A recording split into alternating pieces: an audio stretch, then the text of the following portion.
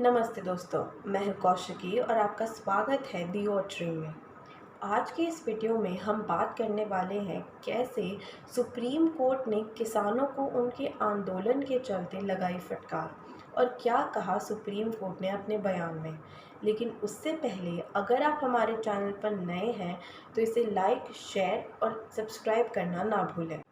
जंतर मंतर पर किसानों के सत्याग्रह की मांग पर सुप्रीम कोर्ट ने कुछ ऐसा कहा जिससे दिल्ली एनसीआर में रहने वाले हजारों लोगों की तकलीफें उभर कर सामने आ गईं। सुप्रीम कोर्ट ने सख्त लहजे में कहा, आपने पूरा शहर का गला घोट दिया है, अब आप अंदर आना चाहते हो। दरअसल बॉर्डर पर नाकाबंदी और विरोध प्रदर्शन के चलते नोएडा, गाजियाबाद के लोगों को दिल्ली आने में काफ़ी परेशानी हो रही थी। आइए समझते हैं कि सुप्रीम कोर्ट ने क्यों गला घोटने की बात कही। दिल्ली एनसीआर की सीमा पर प्रदर्शन कर रहे किसानों के सड़क पर नाकाबंदी के खिलाफ कोर्ट ने तीखी टिप्पणी की। न्यायमूर्ति MM खानीवलकर ने कहा कि सत्याग्रह करने की क्या बात है। आपने कोर्ट का दरवाज़ा खटखटाया है, कोर्ट पर भरोसा रखें। एक बार जब आपने अदालत का दरवाज़ा खटखटाया है तो विरोध का क्या मतलब बनता है। क्या आप न्याय व्यवस्था का विरोध कर रहे हैं? व्यवस्था में विश्वास रखें। न्यायमूर्ति खानविलकर ने कहा, किसान समूह किसान महापंचायत से मौखिक रूप से यह सवाल किया जिसने सत्याग्रह की अनुमति के लिए अदालत का दरवाज़ा खटखटाया है। बाद में किसान महापंचायत ने कोर्ट से कहा कि हमने सड़क ब्लॉक नहीं की है। इस पर सुप्रीम कोर्ट ने दो टोक कहा कि आप हल्फनामा दायर करें कि आपने सड़क ब्लॉक नहीं की है।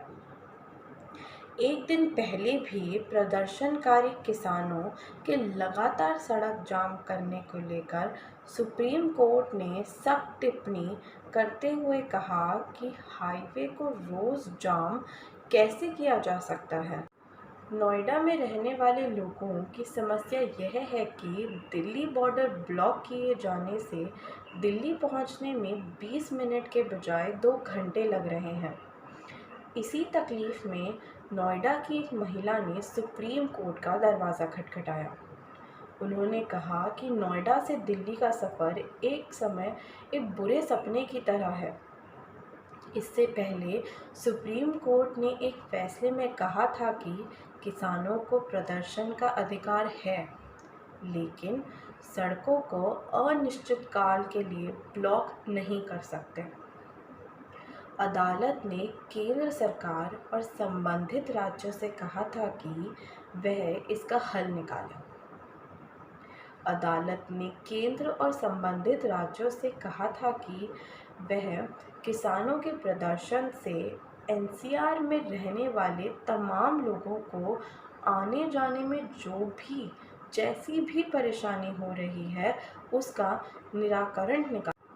कृषि कानूनों के विरोध में दिल्ली यूपी बॉर्डर पर किसान पिछले 9 महीने से धरने पर बैठे हैं। इससे लोगों को नोएडा और गाजियाबाद आने जाने में काफ़ी दिक्कतें हो रही हैं।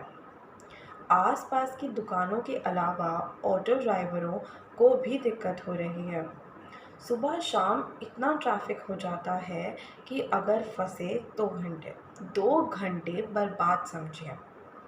ऑटो ड्राइवरों का कहना है कि गाज़ीपुर बॉर्डर पर विरोध प्रदर्शन के चलते 4 किमी बेवजह घूमकर जाना पड़ता है और सवारियां उसका पैसा भी नहीं देना चाहती।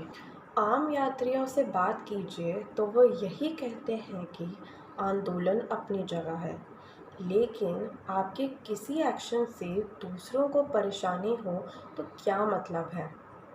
कोरोना काल में इस आंदोलन के चलते आसपास के लोगों का 40% तक व्यापार प्रभावित हुआ है। यहाँ भी 300 से ज़्यादा किसान लगातार बैठे हुए हैं।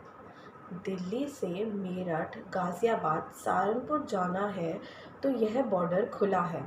लेकिन देहरादून, मेरठ, हरिद्वार से आने वाले लोगों को गाज़ीपुर बॉर्डर बंद होने के चलते रूट डाइवर्जन के कारण दिक्कत होती है। बहादुरगढ़ क्षेत्र के पास दिल्ली हरियाणा सीमा पर भी नाकाबंदी है।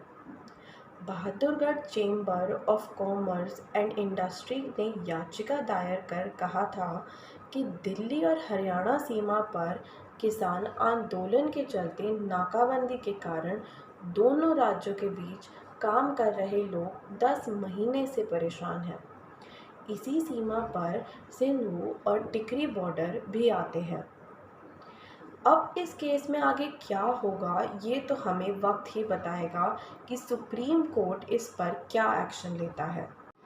आज के वीडियो में बस इतना ही, लेकिन जाने से पहले इस वीडियो पे कमेंट करना, हमारे चैनल को सब्सक्राइब करना ना भूलें और बने रहिए हमारे साथ दी ऑट रिंग पे।